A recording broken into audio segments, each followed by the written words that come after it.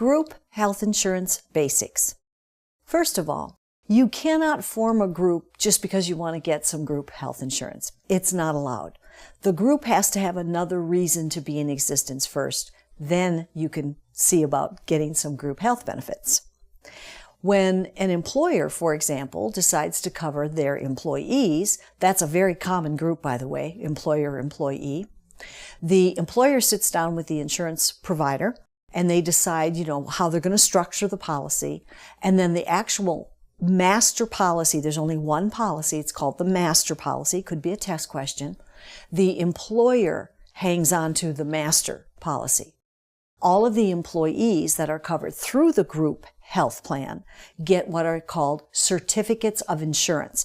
They're like a one-page document that gives you all the basic information that shows your proof that you're insured. It lists the insurance company, you as the insured, your employer. If you're covering spouse and children, they would be included, the dollar amounts, the limits of the policy, the length of time the policy is good for, all of those kinds of things on a one-page certificate of insurance for everybody, each individual that is covered through the group plan. The group experiences group underwriting rules and regulations, much less stringent than if you are applying for an individual policy. Because you've got the group, you're spreading that risk among all the people in the group. Basically, the theory behind the insurance company's reasoning, if you're in a group, you're there as an employee, you're well enough to work, you're going to be well enough to be insured. So usually you don't have to go through physicals of any kind or even answer any medical questions, for example. So it's very, very easy. And for many people that do have health conditions, it's maybe the only way they can get some type of coverages. So it's a benefit. So group underwriting, very liberal, very non-complicated. Plans can be described as contributory or non-contributory. A non-contributory plan is one that the employer pays 100% of the premiums and therefore must cover 100% of all eligible, and that's a key word, eligible employees. Usually the biggest eligibility requirement on group coverage is you have to be a full-time employee as opposed to a part-time, for example. Another way a plan is described is contributory. That's when the employer and the employee share in the cost of the premiums.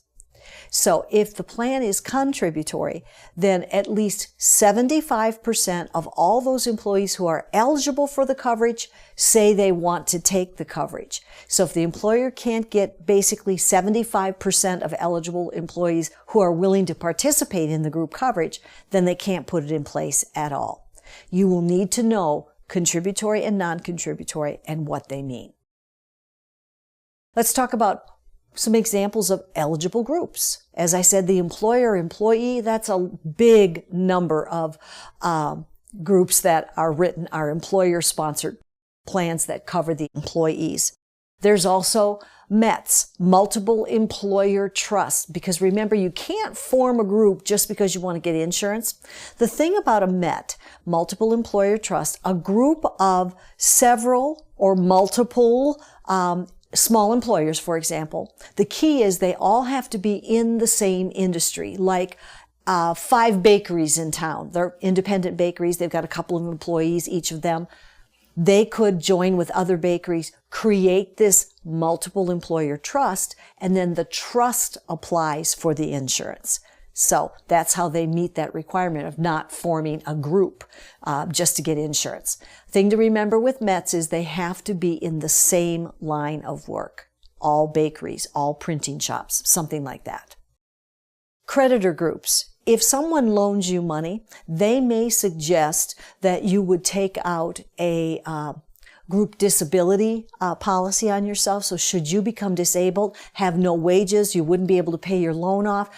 But if you had a group disability policy, the policy would pay the benefit to the creditor that you owe the money to and pay off your loan on your behalf. Not a bad thing to do.